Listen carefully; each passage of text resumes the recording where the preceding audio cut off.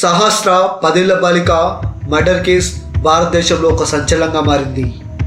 మరి ఈ సహస్ర చనిపోవడానికి కారణం ఏంటిది, అసలు ఈ బాలిక మర్డర్ అనుకున్న మిస్టరీ ఏంటిదో తెలుసుకునే ముందు మన ఛానల్ని సబ్స్క్రైబ్ చేయండి, లైక్ చేయండి, ఈ వీడియో షేర్ చేయండి.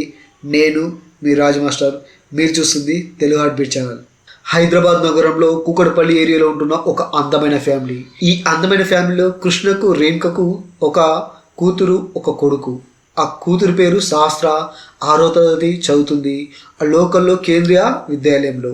అదే లోకల్ ప్రైవేట్ స్కూల్లో ఈ సహస్ర యొక్క బాలిక తమ్ముడు చదువుతుండు. రోజు మాదిరిగానే వీళ్ళు స్కూల్కి వెళ్ళడం, వీళ్ళు తమ డ్యూటీకి వెళ్ళి జీవనం గడిపిస్తున్నారు. కానీ ఆగస్టు 18, 2020న ఏం జరిగిందంటే, ఆ రోజు సహస్ర ఆ బాలికకు స్కూల్లో స్పోర్ట్స్ జరుగుతున్నాయి కాబట్టి ఆ స్కూల్లో హాలిడే ప్రకటించడం జరిగింది. ఆ రోజు ఆ బాలిక ఇంటి దగ్గరే ఉంది. కానీ వాళ్ళ తమ్ముడు ఆ రోజు స్కూల్కి వెళ్ళడం జరిగింది.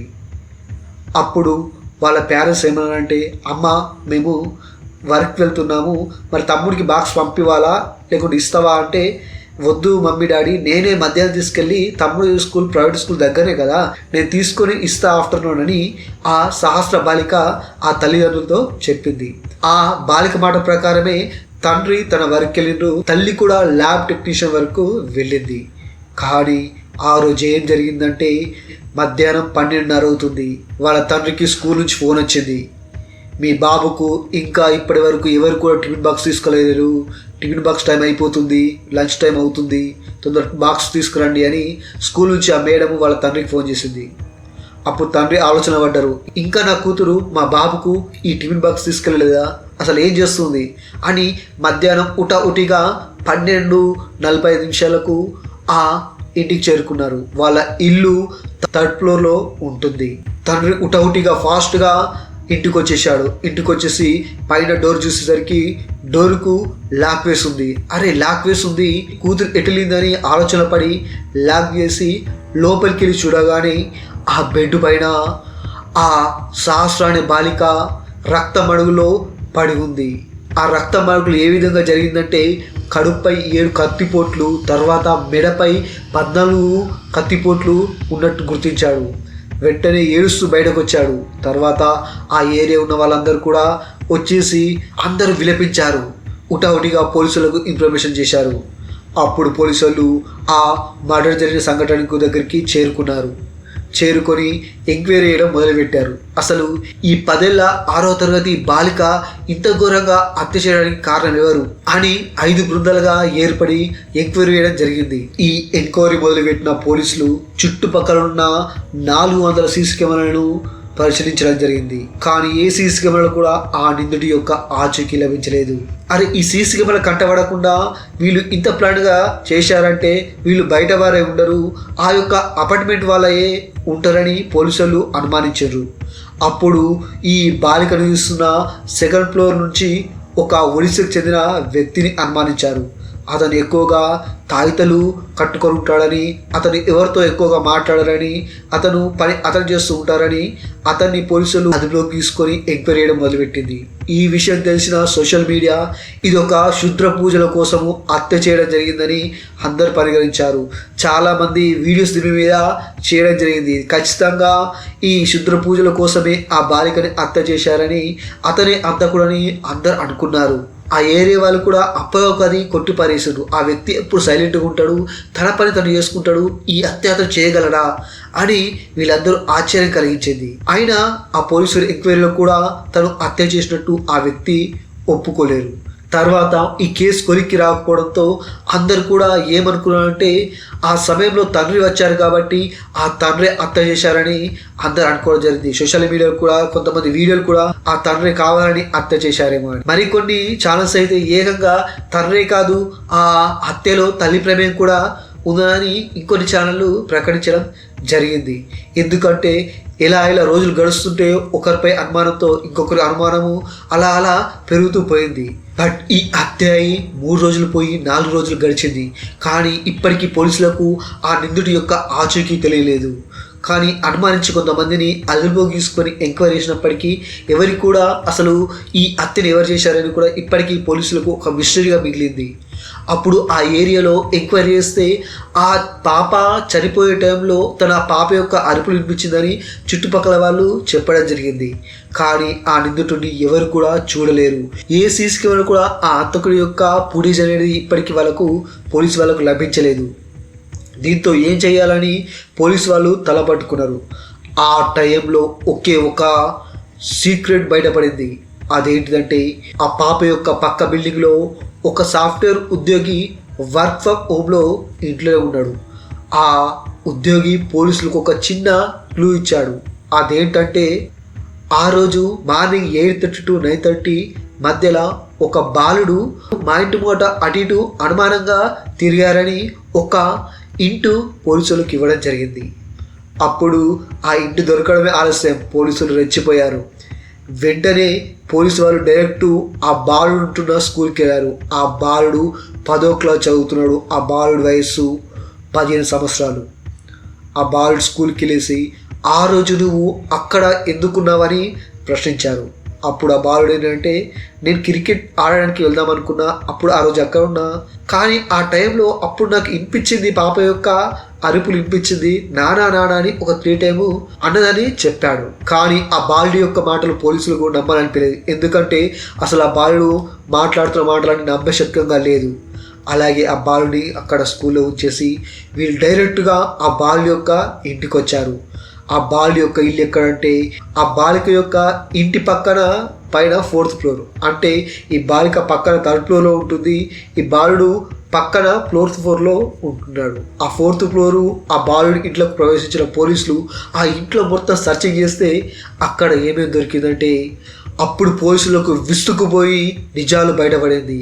అదేంటిదంటే అక్కడ ఆ బాలుడు మర్డర్ చేసిన ఆ డ్రెస్ లభించింది. దాంతోపాటు ఒక పేపరు, తర్వాత 3 కత్తులు కూడా అక్కడ ఉన్నాయి. అవన్నీ స్వాధీనం చేసుకున్న పోలీసులు అప్పుడు ఆ బాలుడిని ఎంక్వైరీ చేయడం జరిగింది. అప్పుడు ఆ బాలుడు పూర్తి వివరాలు కూడా పోలీసులకు చెప్పారు. ఎందుకు హత్య చేశాను అనేది. అసలు ఎందుకు హత్య చేశారో తెలిస్తే మీరు కూడా నోరున వేలేసుకుంటారు. అది మీరు నమ్మలేరు. ఇంత చిన్న విషయానికి కూడా ఒక మనిషి చంపగలుగుతారు అనేది. అక్కడ ఆ బాలుడు పోలీసులకి ఏం చెప్పాడంటే అసలు ఈ మర్డర్ ప్లాన్ ముందుగా నుంచే తను ఏం చేయాలని ముందుగా ప్లానింగ్ అనేది రాసుకోవడం జరిగింది. ఎక్కడ అంటే ఒక పేపర్ పైన అసలు ఈ మర్డర్ ఏ విధంగా చేయాలి, అతను ఆ మర్డర్ ప్రీపెయిడ్గా ఒక పేపర్ పైన రాసుకోవడం జరిగింది. ఇక్కడే కనిపిస్తున్న ఈ పేపరే తను ముందటగా వేసుకున్న ప్లానింగ్ స్కెచ్, ఆ మర్డర్ యొక్క ప్లానింగ్ స్కెచ్ టోటల్గా ఉంది.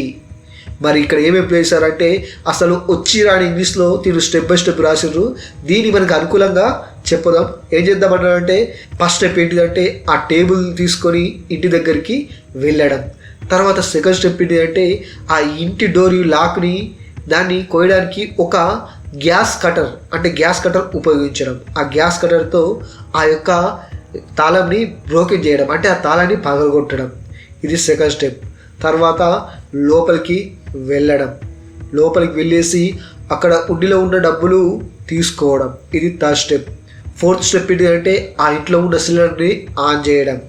ఫిఫ్త్ స్టెప్ ఏంటిదంటే మళ్ళీ యథాతథంగా బయటకు వచ్చేసి డోర్ లాక్ వేసి వెళ్ళిపోవడం. ఇతను వేసుకున్న స్టెప్ బై స్టెప్ ప్లాన్ ఇది. బట్ ఇక్కడ ఈ ప్లాన్ మొత్తం బెడ్స్ కొట్టడానికి, ఈ ప్లాన్ మొత్తము గందరగోళంగా తయారు కావడానికి కారణం ఏంటో తెలుసుకుందాం. మొదట ఈ వ్యక్తి ఏం చేశాడంటే తను 4th ఫ్లోర్లో ఉంటున్న బిల్డింగ్ నుంచి 3rd ఫ్లోర్కి వచ్చి అక్కడ ఏ విధంగా జంప్ అయ్యారనేది చూసుకున్నాడు. ఆ చూసుకున్న టైంలోనే ఆ 3rd ఫ్లోర్ ఉన్న ఈ సాఫ్ట్వేర్ ఉద్యోగి అప్పుడు ఆ పిల్లవాడిని అబ్జర్వ్ చేశాడు. తర్వాత ఈ బాలుడు ఈ పిట్టగోడ నుంచి ఆ పిట్టగోడకు వాళ్ళ బాలిక యొక్క ఇంటికి జంప్ వేశాడు. ఆ జంప్ వేసిన తర్వాత గోడ పంటూ ఆ కిందికి అంగుతూ వెళ్ళిపోయాడు. అలా వెళ్ళేసి ఇంటి డోర్ దగ్గరికి వెళ్ళాక ఆ డోర్ దగ్గరికి వేసింది. అప్పుడు ఆ డోర్ మెల్లగా ఓపెన్ చేశాడు. అక్కడ లోపల ఆ బాలిక టీవీ చూస్తుంది. అప్పుడు ఆ బాలిక వెనుక నుంచి డైరెక్ట్గా తను బ్యాట్ కోసం వెళ్ళిండు. ఆ బ్యాట్ తీసుకొని తిరిగి వస్తున్నప్పుడు ఆ బాలిక చూసింది. ఆ బాలిక చూసి దొంగ అరుస్తూ ఒక్కసారి వెనుక నుంచి ఆ బాలుడి యొక్క షర్ట్ పట్టుకుంది. అప్పుడు ఆ బాలుడు కోపంతో తన వెంట తెచ్చుకున్న ఆ కత్తిని తీసి ఆ బాలిక డైరెక్ట్ బెడ్రూమ్లోకి బెడ్ పై తోసేశాడు. ఆ బెడ్రూమ్లో బెడ్ పై పడిన ఆ బాలికను ఆ బాలుడు కళ్ళు మూసుకొని తనపై కూర్చొని విచక్షణంగా రహితంగా మెడ పైన 14 పోట్లు, తర్వాత కడుపులో 7 పోట్లు పొడిచి చంపేశాడు. అప్పుడు అంతటితో ఆ వ్యక్తి అక్కడి నుంచి ఆ బ్యాట్ తీసుకొని వెళ్ళిపోయాడు.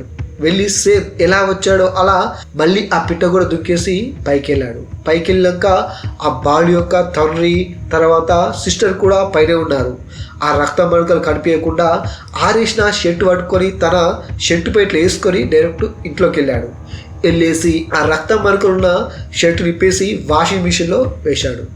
వేసి సైలెంట్గా కత్తిని కడిగేసి అక్కడ పెట్టేసి మునుపటి ఎలాగున్నాడో అలాగా రెగ్యులర్గా స్కూల్కి వెళ్తూ అసలు నాకేం తెలియదు, ఆ పోలీసులు వస్తూ పోతూ ఉండడం కూడా చూసేసి అసలు నాకేం తెలియదు అనే విధంగానే ఉన్నాడు. తను ఎప్పటిలాగా స్కూల్కి వెళ్తూ వస్తున్నాడు. ఈ 4 days కూడా అలానే జరిగింది.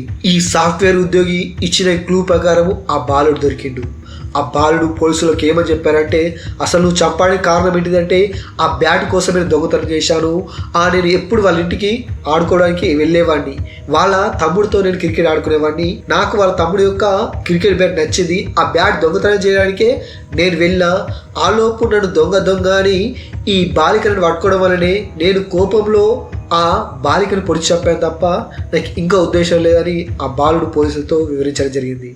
ఆయన ఏం చేశాడంటే వాళ్ళ ఇల్లు దగ్గర ఉంటుంది. సో వీళ్ళ టెర్రస్ నుంచి వాళ్ళ టెర్రస్ వరకు వితౌట్ ఎనీ ప్రాబ్లం వెళ్ళిపోవచ్చు, దూకి వెళ్ళిపోవచ్చు. సో ఆయన ప్రకారం ఆయన దూకేసి అక్కడ వెళ్ళి ఒక క్రికెట్ బ్యాట్, వాళ్ళ ఇంట్లో ఒక క్రికెట్ బ్యాట్ ఉంటుంది, ఆ క్రికెట్ బ్యాట్ దొంగతనం చేయడం అని ఆయన దగ్గర పెట్టుకోవడం అని అనుకొని వెళ్ళాడు.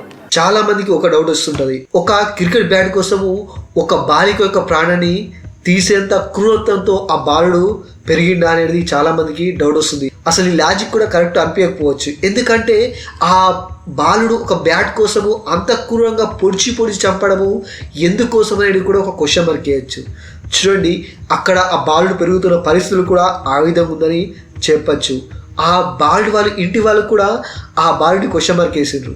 ఆ మర్డర్ అయిన రోజు కూడా వాళ్ళ అమ్మ అడిగిందంట, నువ్వేమైనా చేశావారా అని అడిగితే, అమ్మ నాకేం తెలియదమ్మా అని అడిగారు. నెక్స్ట్ డే కూడా వాళ్ళ అమ్మ మళ్ళీ ఆ బాలుడితో అడిగింది, అరే నువ్వేమైనా చంపావారా అని మళ్ళీ అడిగింది. అప్పుడు ఆ బాలుడు కోపంతో, అమ్మ నువ్వు నన్ను చంపమని నువ్వే పోలీసులు నన్ను పట్టించేలా ఉన్నావు, నీవి ఒట్టే అని ఒక మాట అబ్బాయి వాళ్ళ అమ్మతో అన్నాడంట. అప్పటికైనా వాళ్ళ మదర్ డౌట్ రాలేదు, ఎందుకు కొట్టేస్తున్నాడు, ఎందుకు పట్టిస్తామంటున్నాడు అని కూడా అబ్బాయికి డౌట్ వచ్చిందో రాకపోవచ్చు, లేకపోతే తెలిసినా కూడా మన అబ్బాయి అని కదని బయట పెట్టుకోవడమో జరిగి ఉండొచ్చు. బట్ ఇక్కడ ఈ అబ్బాయి బ్యాడ్ కోసం చంపిండా, లేకపోతే అక్కడ అన్నిలో ఉన్న డబ్బుల కోసం చంపిండా, దేవుడు వెనుకున్న ఒక 80,000 రూపాయలు అది తీసుకోవాలని చంపిండా, ఏం చేసినా కూడా ఇలాంటి మర్డర్ చేయడం అనేది ఒక 10 ఏళ్ల బాలుడు 10వ తరగతి చదువుతున్న వ్యక్తి ఇలా చేయడం కరెక్ట్గా కాదు. ఇది ఎవరు కూడా నమ్మరు. ఆ ఏరియా కూడా ఆశ్చర్యానికి లోనయ్యారు. ఏంటి ఈ బాలుడు మన మధ్య తిరుగుతున్న బాలుడు ఇలా చేయడం ఏంటిదని అందరూ ఆశ్చర్యానికి గురైపోయారు. ఈ హత్య చేసిన ఈ బాలుడిని జువైనల్ జస్టిస్ బోర్డు ముంగట ప్రవేశపెట్టి ఈ బాలు హత్య చేసినందుకు హైగా అంటే ఒక 3 సంవత్సరాలు శిక్ష విధిస్తారు. జువైనల్ హోమ్కు షిఫ్ట్ చేసి అక్కడ 3 సంవత్సరాల నుంచి ఆ పిల్లవాడిలో క్యారెక్టర్లో మార్పు తీసుకోవడానికి ట్రైనింగ్ అనేది ఇస్తుంటారు. అక్కడ ఒక జైలు లాగా కాకుండా అక్కడ ఏ విధంగా ఉంటుంది అంటే పిల్లల్లో ఆ ప్రవర్తనలో మార్పు తీసుకురావడానికి ఈ జువైనల్ హోమ్లో శిక్ష అనేది ఉంటుంది. అంటే ఆ బాలు యొక్క ప్రవర్తనలో మార్పు తీసుకురావడం జరుగుతుందన్నమాట. చూడండి, ఇక్కడ ఒక మేజర్ ఇది హత్య చేస్తుంటే వాళ్ళకు ఉరి శిక్ష, మరణ శిక్ష, లేకపోతే లైఫ్ లాంగ్ జైల్లో ఉండే శిక్ష అనేది ఉంటుండే. కాబట్టి ఈ బాలుడు 10వ తరగతి అంటే ముఖ్యంగా 15 సంవత్సరాలే కాబట్టి ఈ బాలుడికి ఎట్లా చూసినా 3 సంవత్సరాల కన్నా ఎక్కువ శిక్ష అనేది ఉండదు. ఒకవేళ 16 సంవత్సరాలు అయితే నెక్స్ట్ మేజర్ కిందకి వేసి శిక్ష అనేది పొడిగించవచ్చు. కానీ ఇక్కడ ఈ అబ్బాయి 15 సంవత్సరాలే కాబట్టి ఈ జువైనల్ హోమ్ తరలించి ఒక 3 సంవత్సరాలు ఆ క్యారెక్టర్లో మార్పు తీసుకోవడానికి ట్రై చేస్తారు. ఇది ఆ బాలుడు పడే శిక్ష అనేది. ఓకే, ఇక్కడ శిక్ష అనేది కాదు, మరి సొసైటీ ఈ విధంగా ఎందుకు రెడీ అవుతుందంటే ముఖ్యంగా పేరెంట్స్ పిల్లవాడిని అబ్జర్వ్ చేస్తుండాలా. అసలు అబ్బాయి ఏ విధంగా ప్రవర్తిస్తుండ్రు, ఏ విధంగా వెళ్తుండు అనేది ఎక్కువ అబ్జర్వ్ చేస్తుండాలా. చుట్టుపక్కల వాళ్ళు కానీ పోలీసు వాళ్ళు చెప్పేది ఏంటి అంటే ఈ అబ్బాయి రెగ్యులర్గా స్కూల్కి వెళ్ళాడు, ఎప్పుడు స్కూల్ డుమా కొడుతూ ఎక్కువ ఓటీటీలో వెబ్ సిరీస్లు, తర్వాత క్రైమ్ థ్రిల్లర్ స్టోర్స్, తర్వాత అరెస్ట్ స్టోరీలు ఎక్కువ చూస్తుంటాడు. అబ్బాయి అనేది చాలా వరకు స్కూల్కి వెళ్ళాడు, ఇతని క్యారెక్టర్ అనేది డిఫరెంట్గా ఉందని పోలీసులు కూడా చెప్తున్నారు. 10వ తరగతి చదువుతున్న ఈ బాలుడి ఈ విధంగా మారడానికి కారణము పేరెంట్స్, తర్వాత సొసైటీ, తర్వాత స్కూల్ అందరు బాధ్యులే. ఎందుకంటే తను చదువుతున్న స్కూల్లో ఆ టీచర్స్ అబ్జర్వ్ చేస్తుండాలా, ఏ విధంగా చదువుతుండు, తిన క్యారెక్టర్ ఏంటిది, ఏ విధంగా బిహేవ్ చేస్తున్నాడు అనేది ఎప్పుడు అబ్జర్వ్ చేస్తుండాలా. ఆ పిల్లలకి అప్పుడప్పుడు సైకాలజీ క్లాసెస్ కూడా పెడుతుండాలా. అసలు లైఫ్ దేనికోసం ఉంది, అసలు లైఫ్లో ఏం సాధించాలా, గోల్ ఏంటిది, ఇలాంటి మోటివేటివ్ క్లాసెస్ చెప్తుంటే పిల్లలకు ఇంప్రూవ్మెంట్ అనేది కనిపిస్తుంది. కాకుండా తను అవుట్ సైడ్గా వేరే లైఫ్లో ఉండడము, తను వేరే లైఫ్లో జీవించడము, తను వేరేగా ఏదో సినిమాలు చూస్తూ నేను అలా చేయాలనుకోవడం, ఇవన్నీ కూడా ఎందుకు అవుతుందంటే స్కూల్లో కంపల్సరీగా ఒక ఎడ్యుకేషన్ సిస్టమ్ మారాలా. ప్రతి పర్సన్కి కూడా ఆ అబ్బాయి ఏ విధంగా బిహేవ్ చేస్తున్నాడని కూడా ఆ అబ్బాయి గురించి పూర్తిగా ఆ స్కూల్లో టీచర్స్ తెలుసుకోవాలా. ఆ టీచర్స్ పనే కాదు, ఇంటికి వచ్చినాక ఇంట్లో ఏ విధంగా ఉంటుండు అని పేరెంట్స్ ఖచ్చితంగా తెలుసుకోవాలా. అబ్బాయి వాళ్ళ మమ్మీ చెప్పింది ఏమంటుందంటే, మా అబ్బాయి ఫోన్ తీసుకొచ్చుకున్నాడు, కొత్త ఫోన్, అది ఎక్కడో ఏమో తెలియదు, అరే ఎక్కడ ఫోన్ అడిగితే అమ్మ నేను కొనుక్కున్నాను అంటే, అయితే మేమే డబ్బులు వెళ్ళాం, ఏ విధంగా కొనుక్కునేది కూడా ఇప్పటికీ ఆ పేరెంట్స్ తెలియదు. అంటే అక్కడ అడగండి, ఈ డబ్బులు ఎక్కడి నుంచి వచ్చినాయి, మీరు కొత్త ఫోన్ కొనుక్కోవడానికి కారణం ఏంటిది, ఎక్కడ దొంగతనం చేసావా, లేకపోతే ఎవరి నుంచి లాక్కున్నావా, ఎవరిని కొట్టావా, ఎక్కడి నుంచి డబ్బులు వచ్చినాయి అని క్వశ్చన్ మార్క్ ఏంటి. ఇట్లా బెదిరించినట్టు కాకుండా దగ్గర తీసుకురాకండి, ఏం కావాలా ఏంటిదని అడిగి మరి ఎందుకు కావాలా, అసలు ఫోన్ ఎందుకు అవసరం, ఈ వయసులో ఎందుకు అవసరం లేదు, ఫోన్ వల్ల నష్టాలు ఏంటి, ఇప్పుడు చదివిన దగ్గర నువ్వు 10th క్లాస్ బాగా చదివినుకొని ఫోన్ కొనిస్తా, ఫస్ట్ క్లాస్లో వచ్చినామని అలా ఇట్లా మోటివేట్ చేసుకుంటా ఎంకరేజ్ చేస్తే ఎలాంటి ప్రాబ్లమ్స్ అని ఉండవు. అదేవిధంగా వీళ్ళ పనే కాదు, సొసైటీలోకి వచ్చినాక అసలు సొసైటీలో ఈ అబ్బాయి ఏ విధంగా బిహేవియర్ చేస్తుండు అని సొసైటీ అబ్జర్వ్ చేస్తుండ్రు. అరే వాడు ఒక రోజు స్కూల్కి పోలే, ఏం రా స్కూల్కి పోలే, వారు ఎటు పోయినవరా, ఏం చేస్తున్నావు, చదువుతలేవా, 10th క్లాస్ కదా, స్కూల్కి వెళ్ళాలి కదా అని సొసైటీ కూడా చెప్తుండాలి అసలు అబ్బాయి ఏ విధంగా ప్రవర్తిస్తున్నాడు అని.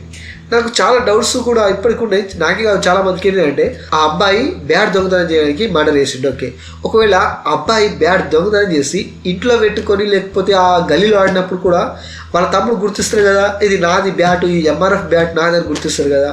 పోనీ ఆ గల్లీ ఆడకుండా అట్లీస్ట్ వాళ్ళ స్కూల్ ఆడుకున్నా కూడా వాళ్ళ స్కూల్లో కూడా వాళ్ళ తమ్ముడు, ఈ బాలిక వాళ్ళ తమ్ముడు అదే స్కూల్ కదా, ఆ స్కూల్లో కూడా ఏర్పడేస్తారు కదా.